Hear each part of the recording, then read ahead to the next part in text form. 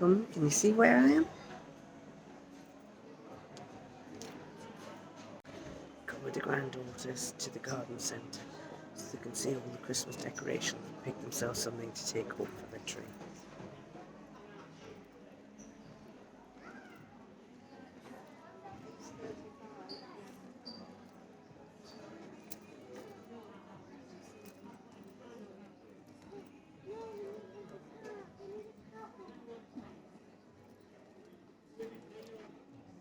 And I picked a little card. You can't see it, but it's a globe one. I'm going to send to my grandsons.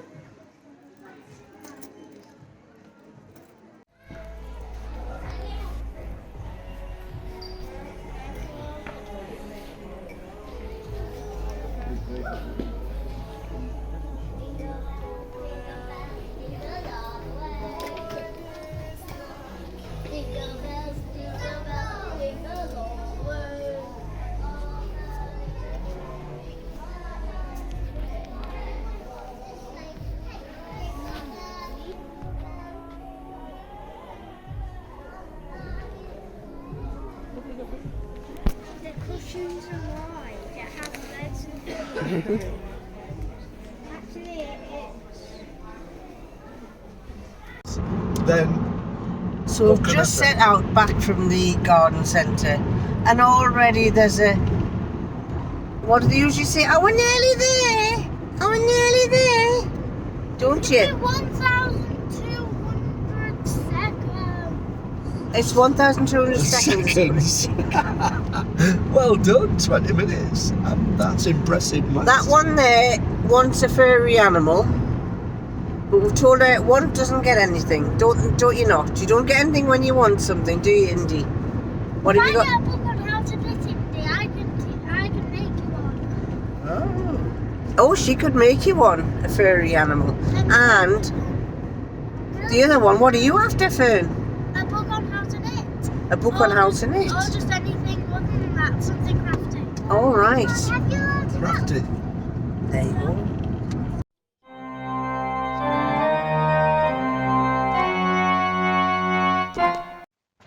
Now, Sherlock Holmes.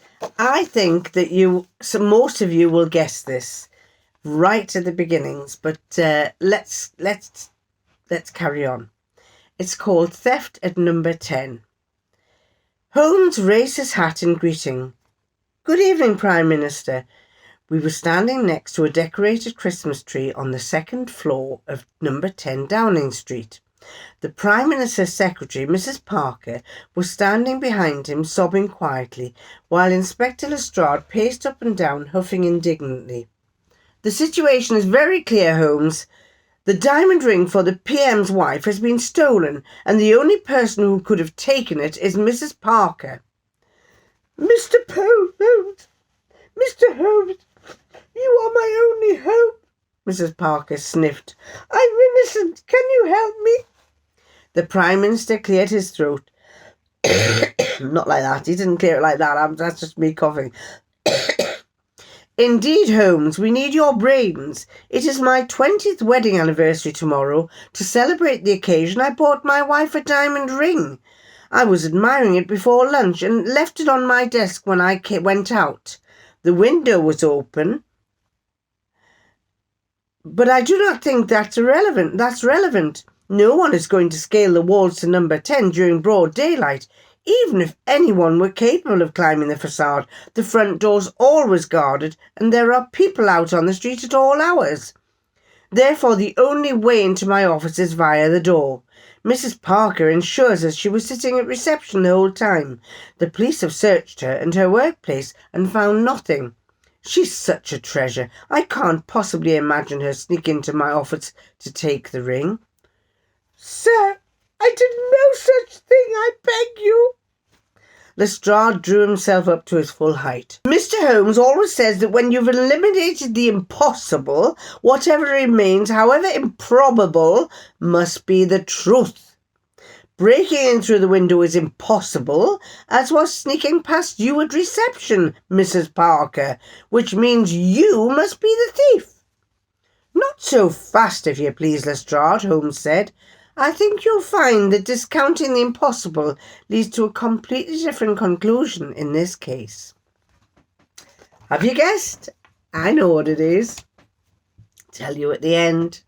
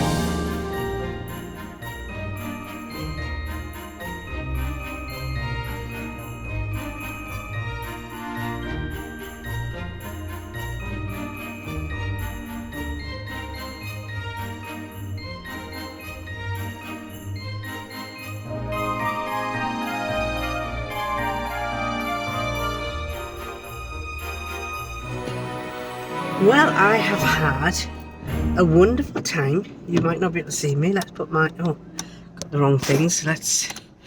Okay, let's move forward so you've got some light on me in a minute. There. Is that better?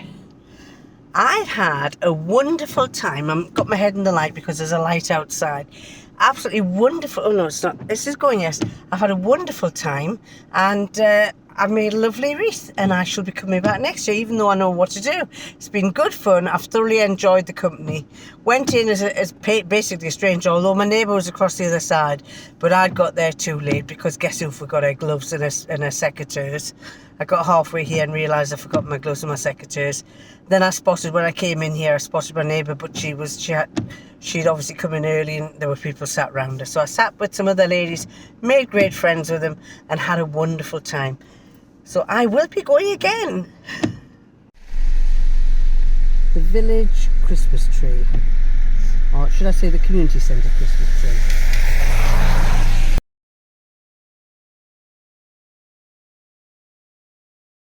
Right, well, it's time to open the window with the music. Hang on. And we're looking for number 3. No, number 4. Number 4. We've done 1, 2 and 3. Number 4 is... Where's number 4? There's... Oh, it's a big one in the middle. Number 4 is a big one in the middle, which if I can open it... Can I open it? I've got a little gadget that I brought. Where's it gone to? Not much of a gadget if I can't find it, is it? Let's see if I can get that open without ripping it. I don't want to rip the doors. Oops. There, I've got my finger behind it. Which side does it open? There. Right, are you ready? It's a boy and a girl at the window. I'll let you see. A boy and a girl at the window. Where are they? There. Number 4. One that I thought didn't have a number on it, did. And we open it up. And it's 2 girls and a boy, and they are, where are they? Which one is it? There, 2 girls and a boy, and they are singing, I think, playing a musical thing. And number 4 is called Schmuck den Saal. Schmuck den Saal.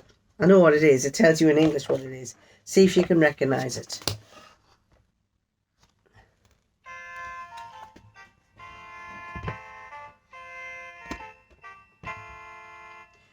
Deck the halls in boughs of holly, tra la la la la la la la la.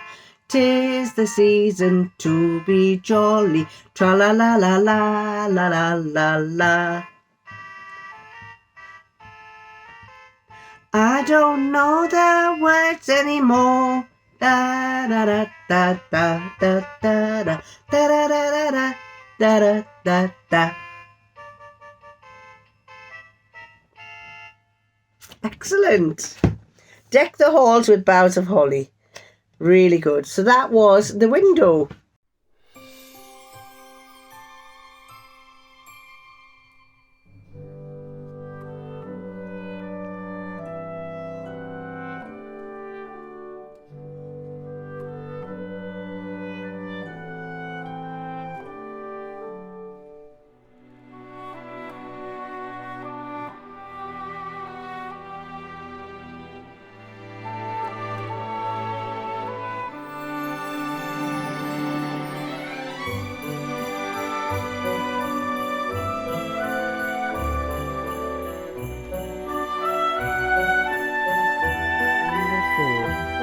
I've just seen it there. Number 4 is a lantern. Right, let's put it in its place. Where does number 4 go? A lantern. 19, 24.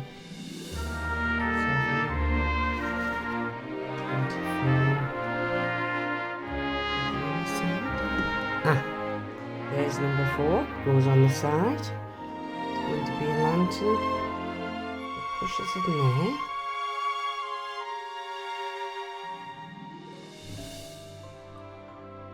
There we go. A lantern, and the lantern sits on the side of the house.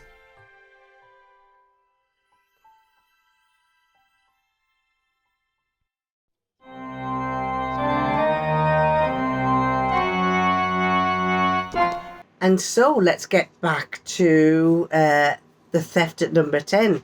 Have you guessed what it's about? What it is? I immediately know. I've never seen it happen, but I have heard about it.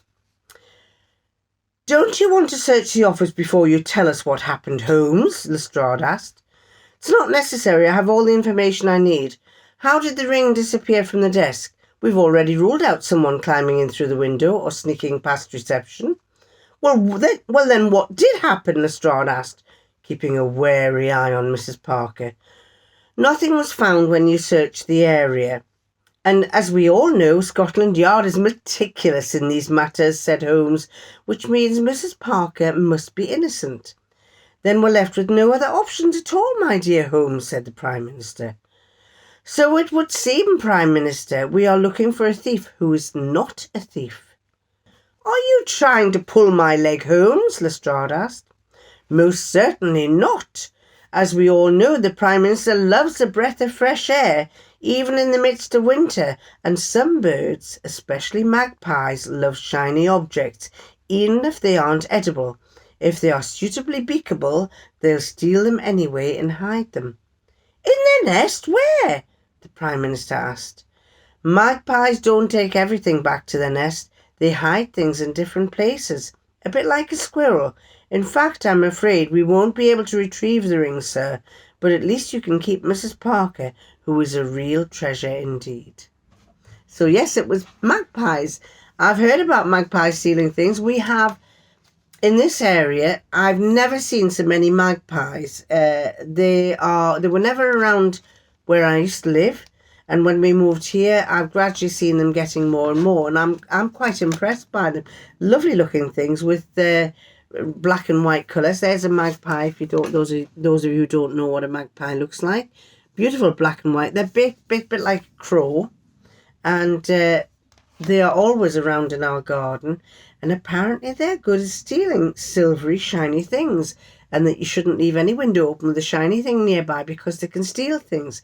Never had it happen yet, but I'd be interested to see if anybody has. So there you go. That is your Sherlock Holmes for today. So that was Vlogmas Day 4. So that was Vlogmas Day 4, and I hope you've enjoyed watching it. I would like to thank you all for your comments. Now, someone was asking about the glasses that I got, where I got them from. I got those ones from, where did I get them from? Where are they? Those ones I got from a company called vlogmas. And I did do once, that I get from them. I've only had 2 pairs from them because they are quite big ones. The other company I like to buy from, and I buy quite a lot of my glasses, is from Zenny. So I think I'll have to put another little video up. I did put one on in the past about ordering from Zenny. I'll have to put another one up so you can see exactly what you've got to do. So anyway, I'm going to love you and leave you and catch you tomorrow on the 5th of December. Bye!